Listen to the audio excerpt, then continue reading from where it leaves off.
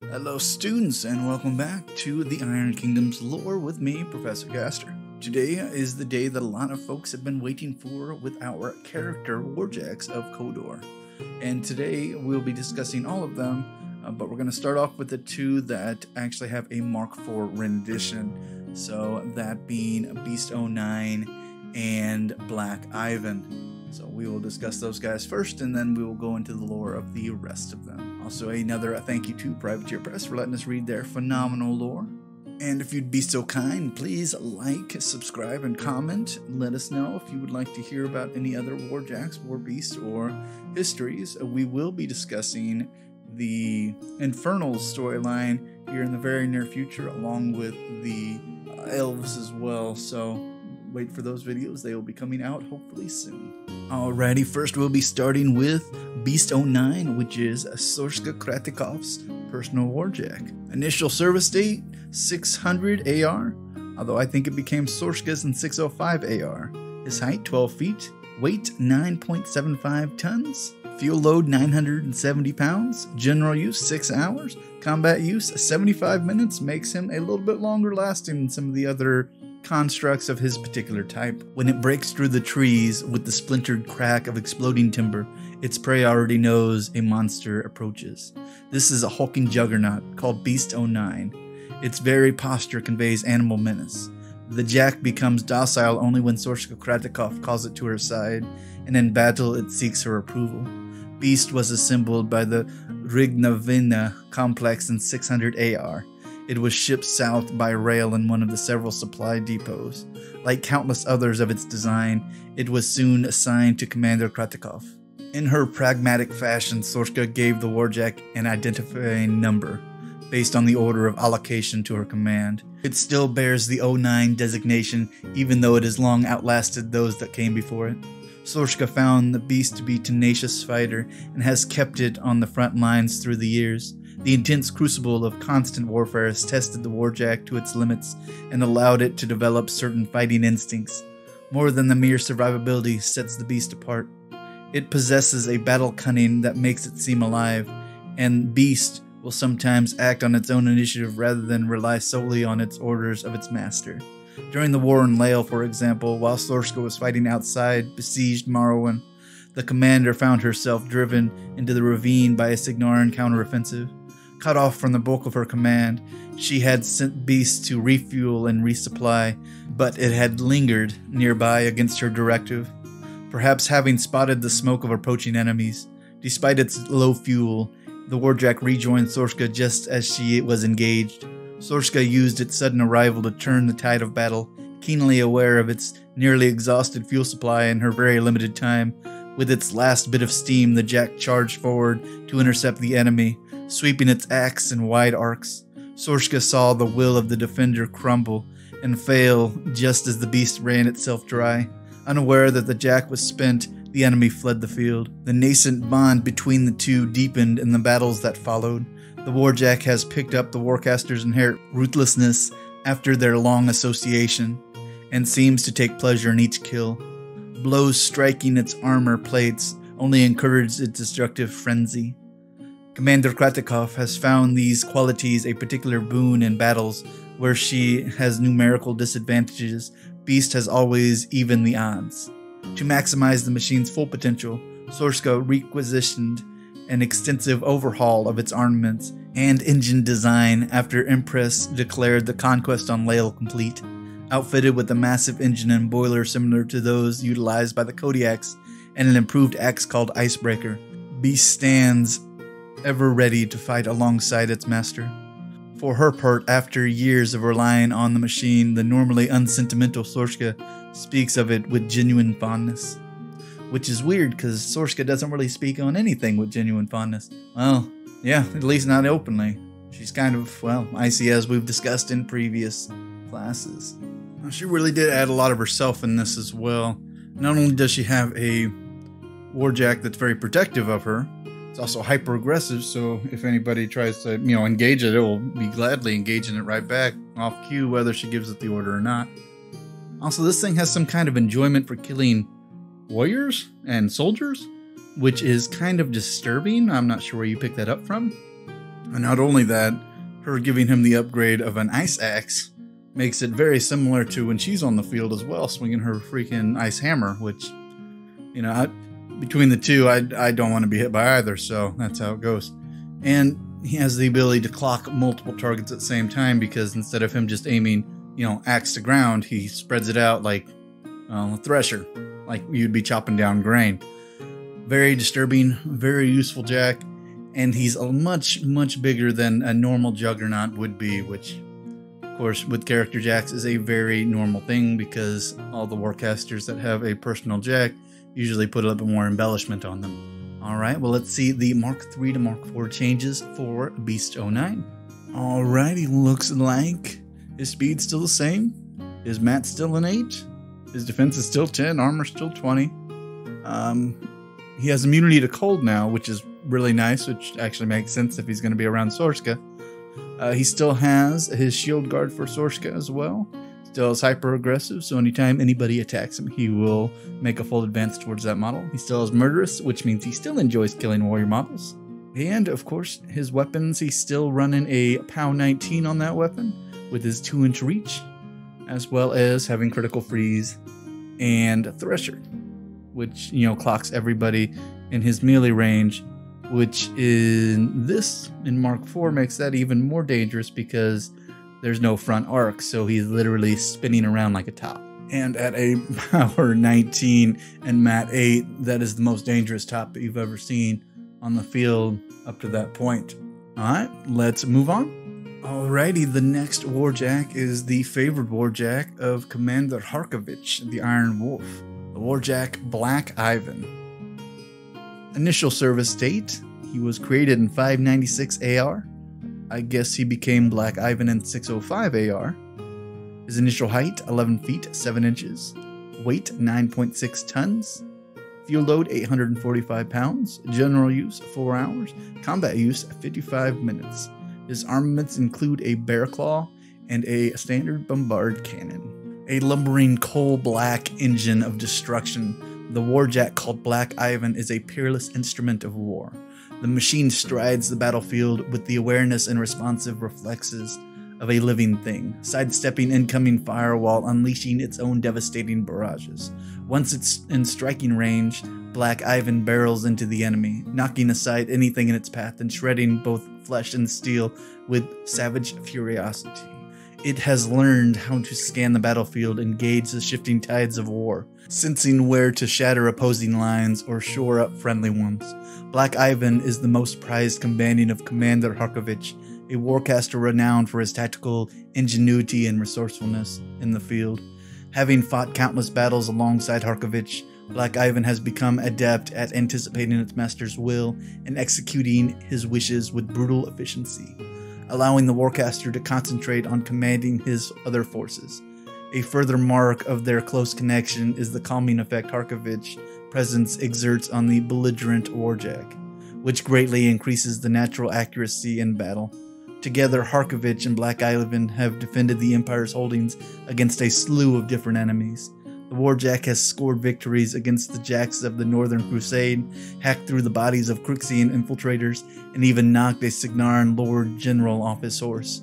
Over the years, Black Ivan has undergone countless repairs and modifications. For example, after the Warjack lost his axe by burying it into the Signaran Centurion, Harkovich ordered the axe replaced with a mighty grappling claw, a weapon he spirited the Jack could not lose. It pairs this claw with a traditional bombard of a destroyer, though it is likely to fire the weapon while grappling with the enemy as it shoots targets downrange. While Black Ivan is under Harkovich's control, its mastery of its weapons is superlative, picking off otherwise elusive targets with ease. The most dramatic changes to the machine, however, have occurred within its cortex, where the Warjack's intelligence and tenacity enable it to surpass the expected limits of its chassis. While other Khadoran Warjacks plod obediently across the battlefield, Black Ivan moves with singular purpose. The sooner it reaches the enemy, the sooner it can strike. I've worked alongside Black Ivan, and you would be surprised to think that there wasn't some kind of thing living in its mind, making it even more animal-like than most Warjacks even have. almost a sense of a personality this thing has, but of course it is Harkovich's favored jack and has pulled a couple characteristic traits off of his battle styles, as most do. And I've seen that Bear Claw actually tear through the armor of a lot of different creatures, including Circle Obros Warp Wolves. I've seen it tear through satyrs, I've seen it tear through other jacks. I've seen this guy do all sorts of crazy stuff with his weirdly accurate bombard cannon, which doesn't make sense because most warjacks aren't very accurate, but somehow just being near Harkovich makes this guy a lot more accurate than you would think. At least in the Mark III version. I imagine Mark IV has some changes for him, but let's discuss those right now. Alrighty, well, let's go over the stat list. His mat is a 7, his rat's still a 5. Defense 10, arm 20 as per usual. They switched out his bond ability from getting boosted attacks to getting Swift Hunter, which makes this guy faster. Because after he kills somebody, now he gets to move. He still has Bulldoze, which means you can still push people out of the way up to 2 inches. He still has Evasive, so if somebody misses an attack with him, he can move 2 inches. They took out Point Blank Shot, but of course, they all have dual attack now anyway, so I imagine they figured that one's going to level off a little bit. Or maybe they figured a Bombard Cannon that has Arcing Fire wouldn't really be that useful at a Point Blank Shot right next to you. That does make sense. He still has his Bear Claw with its critical brutal damage, which gives you an additional damage die on a critical hit. So that's great. Also, his Bear Claw now does 17 damage instead of the original 16, so it's a little bit more dangerous, more closer related to the Executioner Axe carried by a standard destroyer. So that's great. And his point cost is cheaper actually, but a lot of the point cost have changed because of the new Mark IV and because Warcasters do not come with their own Warjack battle points in Mark IV. Alrighty, well, let's move on. We'll be discussing all the Warjacks, or all the character Warjacks of Khador that are not in Mark IV yet, so they're probably still in development because these guys are incredibly powerful, or their Warcasters haven't been updated to Mark IV either, so there is that as well, which, as we discussed previously, Your Press said they will be releasing more Mark IV legacy models as well. So, on that note, let's start with the Behemoth. The Behemoth is a unique character jack because it is favored by everybody. It is not, it doesn't have any particular bonds. This guy is just a powerhouse, a one-of-a-kind Warjack, which is pretty phenomenal because he is an amazing amount of firepower you can have on the field of any battle, and no enemy wants to see this thing barreling down any hills towards them. Initial service date 606 AR, height 17 feet, weight 20 tons, fuel load 1,428 pounds, general use 5 hours, combat use 55 minutes. This thing has 2 bombard cannons, twin armor-piercing fists, making this thing a terrible thing to have to go up against in any battle. And I personally really enjoyed fighting alongside this thing in Mark III. Unfortunately, we do not know what they're doing to it in Mark IV because this thing was a destroyer of everything in Mark III. Standing nearly 17 feet high and carrying some of the most destructive weapons available to heavy warjacks in the motherland, the Behemoth strides at a vanguard of the Khadoran Empire. The incredible effort and determination put into this unique machine makes it a mechanical embodiment of Khador. The Behemoth was first introduced to the Khadoran people during the celebration following the crowning of Empress Ayan Vanar, who, along with tens of thousands of loyal citizens, watched it march majestically through the streets of Kursk along the full military might of Khador. Great Vizier Simovev Blastovya rose and presented the unique Warjack as a gift from the Khazi to their new empress. And for anyone that doesn't know, that Khazi is I don't want to say a crime organization because I don't need these guys coming at me, but it would be pretty hard not to say they are into certain crimes that Khador kind of allows because it keeps all the wheels kind of spinning and greased up to make things moving for the military. But getting back to the story. First conceived over a decade ago as the ultimate Khadoran Warjack, the Behemoth exists today solely due to the patriotism and tireless efforts of Blastavia and master mechanic Darlif Salvaro. Soon after the project's inception, it became entangled in a vicious politicking for which the Kazi are known. Salvaro, a member of the Khadoran Mechanic Assembly, had designed the Behemoth as an experiment to showcase Khadoran military mechanica. The staggering costs associated with the Warjack made it a lightning rod for criticism. The Behemoth was declared unfeasible, and the project was suspended only a week after it had begun. Salvaro was frustrated, but other work consumed the time he would have needed to continue the fight for his vision. The plans gathered dust until Great Vizier Blastavia discovered them almost a decade later. The former regent instantly recognized the Behemoth's potential and insisted the Mechanic Assembly to resume its work on it. Blastavia wields considerable influence and enjoys an excellent reputation both with the Mechanic Assembly and among the Kazi, to say nothing of his close relationship with the Empress, whom he had guided to her majority as if she were his own daughter. Declaring the motherland would never be chained by coin, he contributed a startling amount of his own money and set about convincing and coercing the Kazi to do the same. Salvaro was pleasantly surprised to have his pet project endorsed from the highest quarters and resumed construction. Behemoth exemplifies the best qualities of Khadoran Warjack design: heavy armor, a devastating array of weapons, and immense strength. Each of its mighty fists is armed with integral blasting charges housed in reinforced cylinders. These directional charges augment the punishing power of the machine with armor-penetrating blasts. A blow from one of the Behemoth's fists can rip through armored opponents and literally disintegrate softer targets. Additionally, each of the Warjack's shoulders houses a bombard slaved to a subcortex. These miniature cortexes are most innovative aspect of the design, allowing for independent targeting of each of the Behemoth's bombards. Since its commission, the Behemoth has been in the thick of some of the Motherland's most crucial battles, including the final siege of Northgard. There it served on the front line, supporting the initial waves of assault commandos and demolition corps forces as they stormed the Signarin trenches. The Behemoth was pushed to its absolute limit, functioning as mobile artillery platform, even as it engaged enemy heavy warjacks. Its presence on the battlefield in those violent hours rallied the Khadorans as they watched it barrel into the heart of the most difficult fighting and emerged victorious. Alrighty, we'll have to look at the Mark III version, which will be updated in Mark IV. But in Mark III, this guy has two bombard cannons, both 14 and 14. His rad, of course, is a 4. His mat is a 7, which kinda, it's not the best, but of course a lot of the updates in these guys give them better mat anyway.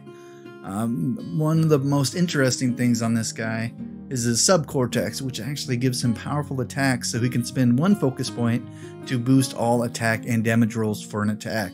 And since he has 4 different weapons, 2 bombard cannons, and 2 armor-piercing fists, he can really start laying on some hard damage to whatever targets he's trying to do without having to spend that much focus to do so.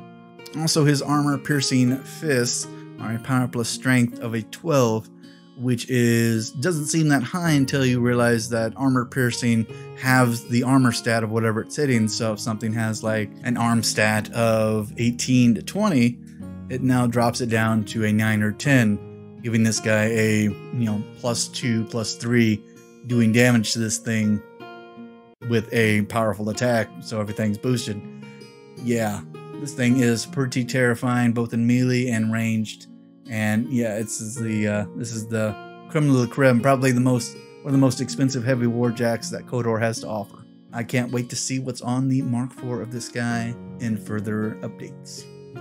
Let's move on. Alrighty, well, let's discuss one of the oldest character warjacks on here, and Vladimir Tepesky's favored warjack, Drago. Initial service date 427 AR. Updated date 605 AR, height 10 feet 11 inches, weight 8.6 tons, fuel load 350 pounds, general use 10 hours, combat use 90 minutes. armament 2 executioner axes. And seeing this thing, you wouldn't think it works to begin with, because it's pretty beat up because it's over 100 and some odd years old. So yeah, don't let looks be deceiving, because Khadoran Warjacks work for dang near ever. All Berserkers have roughened look of more than a century of service, and cortexes have become unstable over time, but Drago stands out even among such company. The battered jack serves as a prime example of why mechanics traditionally wipe most old cortexes clean. The passing of long years have removed many of the restraints against incidental violence that once held the machine back. It unleashes unmitigated brutality at the slightest provocation. Drago is almost certainly the oldest warjack still seeing regular service in the Khadoran military. It is fitting the machine still serves the Tebesky line, since long ago the family provided the financial backing for the Berserker chassis. Even in those years, the Tebesky had demonstrated an unusual proclivity for siring sorcerers and warcasters, and therefore had a stake in developing the chassis that suited their approach to war. Drago would eventually be named in homage of Drago the Butchers, who fought in the horrendously bloody battles to overthrow necromancer Ivan Vladimir, also called Ivan the Frenzied, when he briefly seized the Khadoran throne from 457 AR to 459 AR. It is likely that the Berserker battled a Drago Tebesky's side in that famous battle. Tebesky has a reputation for martial prowess, bloodlust in combat, and the tendency towards recklessness that eventually cost him his life. The Warjack has since been passed down to other warcasters of the Tebesky line, but it seems it had developed a particular affinity to Vladimir Tebesky, perhaps because the latest great prince feels an undeniable connection to the ancestor who the Warjack's namesake. Some of Vladimir's vassals find it peculiar that the well-disciplined and noble lord enjoys the company of the savage and seemingly untamable machine, but to Vladimir Tebesky, Drago represents his bloodline's warrior spirit.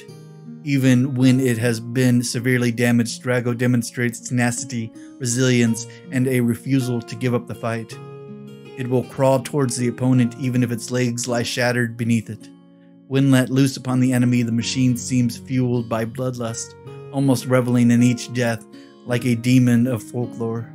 The Dark Prince understands that victory sometimes requires unbridled violence, but restraint required to keep Drago's brutality in check in times of peace also serves to remind him that the dark emotions that color his own temperament. Given its tendency to hurl itself into harm's way, Drago requires frequent repair, but the mechanics who maintain the machine see no need to keep it neat or tidy. Its armor plates and spikes bear the evidence of countless engagements. Each nick and dent is a battle honor. Drago itself salvaged its current armaments in Lael, taking its executioner axes from a wrecked destroyer that littered the battlefield outside of Morrowind. With the axe in each iron fist, Drago faces the enemies with rampant ferocity. And this thing is terrifying to fight. He is a wrecking ball. He will race himself into any kind of combat. He has to hit people. He has this weird interest in killing, well, most things. Although with the new Mark IV changes to this particular one, it used to have unstable, but Vladimir's bond would remove the unstable role. So, I'm curious what they're going to replace it with. He's still Berserker Jack, which means he still is going to try to attack everything near him, whether it's friend or foe. He has an imprint of Grave Winds, which gives him a +2 defense, because, +2 defense makes a big deal for a Warjack. This guy's Mat 7 allows him to pretty much tear into most things that he's going to be hitting at. And because he's carrying executioner axes from destroyers, it's given him the critical amputation, so if he gets a critical, whatever he hits, he just removes the rest of whatever he's hitting, just cleaves it straight off.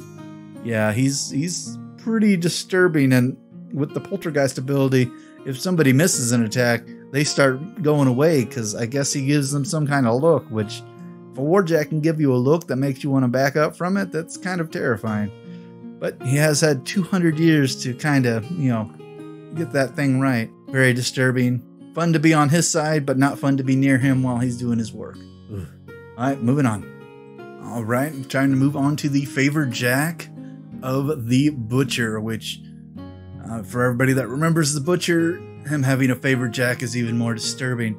Of course, we were talking about Ruin. Initial service date, 558 AR. Current date, 608 AR. Height, 11 feet 9 inches. Weight, 12 tons. Fuel load, 990 pounds. General use, 6 hours. Combat use, 70 minutes. This guy's weapons are very modified. That we'll get to that in a second. He has an armored fist, carries a little shield type thing, and then he has a black iron mace, which is kind of peculiar that it carries that. But let's see what the story says about him. Ruin is a blend of engineering and black magic, an unsettling fusion that has resulted in the malevolent, self-aware machine. The Greylord Covenant considered the Warjack's creation a great accomplishment, but others wonder if it is a triumph of madness over reason. For years, the Greylords scored the ruins below Khadors for answers to the dark riddles of the Orgoth. Greylord Abovnik Aniv Ronalovik eventually unearthed a vast burial chamber housing the remains of a terrible Orgoth warlord, Torazard, whom legends describe as a hulking giant and a walking terror. The enormous relics buried with him thrummed with underlying willfulness mixed with the hunger to commune with the living and harvest souls. Among these items were a rune-inlaid shield and a massive mace too large for a normal human to wield. Eager to see these relics put to use, Ronalovik contacted High Abovnik Vasiliv Dmitrilovsk, whose interest in Orgoth artifacts rivaled his own, and the two initiated a closely guarded occult experiment to weld these items to a warjack such that their powers could be harnessed. Ronalovik labored to derive a sequence of Orgoth runes that might serve as a new type of rune plate intended to bridge the gap between the Warjack cortex and the Orgoth weaponry, circumventing the need for the artifacts to be wielded by mortal hands. Once the link was established, though, the artifacts began to utter incomprehensible syllables directly into the Warjack's cortex. The strength of these voices became apparent during the field test near Khadors. Under the control of the experienced Jack Marshal, Ruin initially obeyed all spoken commands but soon became willful, then outright defiant. Eventually the machine turned on its Jack Marshal, smashing his body to gore and feasting on his soul. The Greylord and attendants rushed to subdue Ruin with their frost magic only to have their power turned against them. The Orgoth runes on the wild Warjack gleamed with malicious energy, and remaining arcanists withdrew to wait for Ruin to run out of fuel. 5 Greylords and the Jack Marshal lost their lives to the rampaging machine, yet Ronalovik considered the test a success. The whispers from the artifact proved to be interfering with external commands. Ruin's cortex was struggling to determine which voices to obey. Maintaining control of such a jack would require its direct supervision by a warcaster, preferably one with the mind inured to such voices. Only Ronalovic's recommendation, the High Abovnik ordered the machines transferred to Orsus Vladimir, the Butcher of Khadors, a man with an inexplicable but proven affinity for Doom Reavers. The senior Greylords hoped to discover whether Orsus was capable of working with the voices of the artifact rather than against them. The ethics of such experiment does not trouble these Greylord leaders, who remain determined to exploit powerful weapons for the motherland, whatever the cost. Well, that actually explains why he works with the Butcher, because the Butcher's madness and the Doom Reaver's madness works together. So they assume, somebody who's already kind of mentally unstable would work well with a Jack who's hearing literal whispers from dark, blood-obsessed, sacrificial gods. Yeah, this thing is disturbing to look at. He is definitely Orgoth out. And let's read a little bit about his Mark III since we don't have any Mark IV stuff. This guy's a Mat 8, which makes him pretty dang close to the Butcher's Mat 9. His Armored Fist is a 16, his Black Mace is an 18. While bonded to the Butcher, he has a Boundless Charge, which gives him additional +2 movement and Pathfinder while he's charging in. Perfect. And he likes to do that all the time. Ooh. He also has Spell Word, which is actually pretty normal for most Orgoth stuff, so he can't be targeted by enemy spells. And unfortunately, he has Spirit Harvester, which means he sucks people's souls out of their bodies after he kills them and uses them to fuel himself. Pretty disturbing Warjack. Also, his black iron mace, like many of the other Orgoth's weapons, actually has the power to dispel any kind of spells or animize on soldiers, thus rendering them a lot more, in danger, I guess. Adding one more very dangerous weapon to the Butcher's arsenal. So, seeing the Butcher run around with full Doom Reaver army and the Ruin next to him is just a bloodbath waiting to happen. And not even sure who's actually going to die, because you could lose both allied and enemy models just alike, because both guys really just don't care. Blood for the blood god, I guess. Let's move on. Let's move on to the favored Jack of Strakhov, the infiltrator, the trenchman killer, the master of espionage. Of course, we were talking about his personal Warjack Torch, one of the heaviest armed Warjacks in Khador, and you'll see why in just a moment. Initial service date 600 AR, height 11 feet 7 inches, weight 9.9 tons, fuel load 805 pounds, general use 4 hours, combat use 50 minutes, and I can assume that the reason this guy has such a low combat use is because by the time that Strakhov brings this thing out, what's about to happen is already pre-planned by a lot. Because, you know, he doesn't pull out the blades until he knows that the action is about to happen. Of course, we were talking about the Warjack Torch. If there is a nightmare common to soldiers across Western Warren, it is sure to involve the horror of trench warfare. Soldiers unlucky enough to find Torch descending upon their position can witness the nightmare come to life in the form of 10 tons of flame-spitting death. Torch was created specifically to fight through blasted trench works and foxholes. It seeks out the targets with fearsome eagerness, moving through enemy positions like a great mechanical predator. Access steam vents from the terrifying hiss as the Warjack plows into the midst of its enemies, burning and cutting them down with brutal efficiency. Torch is a product of Commander Oleg Strakhov's exacting design, a Warjack capable of accompanying him in the most difficult missions behind enemy lines. The lumbering machine is perfectly equipped to deal with all that challenges the trench warfare. It tears apart obstacles and wreckage with its ripsaw, and its powerful legs and internal stabilization system allows it to hurl itself across impassable terrain in order to reach its targets. As it comes ever closer, its integral grenade launches propel grenade flares into the air, illuminating the battlefield and all who would lurk in its shadows, revealing them and allowing them to be swiftly dispatched. Strakhov's doctrine of war is fully expressed in Torch, his ideal weapon of pitiless destruction. Torch fought at Strakhov's side in the attack on Point Born in 608 AR and was nearly lost there. Strakhov and Torch were among the first to be ambushed by Crixian attackers, even as the Khadorans were concluded their successful invasion of the Signaran city. Torch valiantly intercepted the Crixian Helljacks sent by Wraith Witch Denegra that otherwise would have set upon its master, but it was torn apart in the process. Other high-priority missions occupied Strakhov for some time, including his daring mission to rescue Commander Kharchev from the Thornwood Necrofactorium. Thus, it was until nearly a year later, amid escalating fighting between Khador and Signar, that Strakhov had the opportunity to go recover Torch's cortex. Calling upon a hand-picked team of veteran commandos, they infiltrated the warehouse holding recovered military spoils at Point Born and retrieved what remained of the Warjack. Returned to captured factory of Morrowind, Torch was soon rebuilt under Strakhov's watchful eye. The Warcaster insists the machine is even more clever and ferocious than it was before, having learned a degree of self-preservation from the setback. Yeah, this thing is a Swiss Army knife of abilities, having 2 grenade launchers that have all of the abilities of grenade launchers that the Spriggan has. So they have targeting flare, which does remove stealth, and they have 2 of those.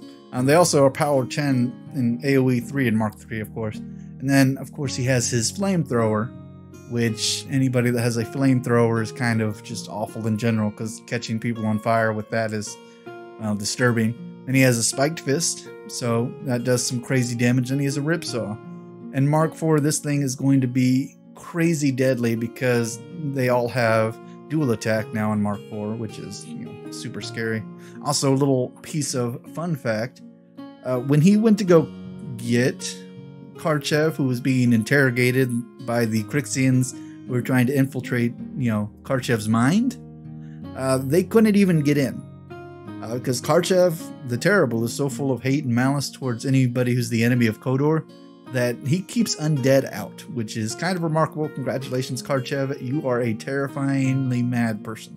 But Strakhov knows what he's doing, and he is used for all sorts of special missions, so that's what he do. It's nice to have the torch back in Khadoran hands, because I couldn't imagine what the Signarans would do with that type of technology, because that's a lot of weapon systems that thing's running. Also, in Mark 3, one of the Bond special abilities that Torch has is Sprint, so after it killed somebody, it could move again. And at speed 4 doesn't seem like much, but that's everything for a Khadoran Warjack. Alrighty class, well that does it for all the character Warjacks of Khador. I again appreciate you guys listening and commenting, liking, subscribing to this YouTube channel / podcast that we do every week or multiple times a week if there's time. And as always, thank you Privateer Press for letting us read your phenomenal lore. And as always, your homework is please let your friends and fellow gamers know about this so that we can keep increasing the class in size and it can keep this particular channel going because, well, I do this for, well, you guys, so without you guys, there's no point. I would just read it by myself and talk to my fellow gaming shop about it, but, you know, it's more fun to hear how the community sees this and likes to hear about all this lore because there is a lot of it and a lot of it coming in the future. And as always, class dismissed.